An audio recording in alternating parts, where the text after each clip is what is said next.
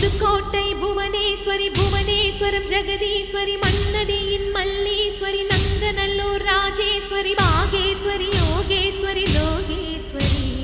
Melmalayanur